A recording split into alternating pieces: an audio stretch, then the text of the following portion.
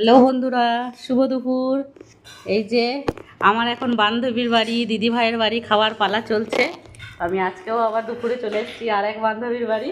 তো আমার জন্য কত রকমের আয়োজন করা হয়েছে একটু দেখুন আমার মেনুটা। এই যে সাদা ভাত, আর হচ্ছে কাঁচা লঙ্কা, লেবু, পেঁয়াজ, শসা, এটা হচ্ছে সালাড, আর এটা হচ্ছে যে মাছের ডিমের বড়া, আর এটা হচ্ছে আচ্ছা তাই নাকি। আর এটা হচ্ছে একটা পাঁচমিশালি তরকারি।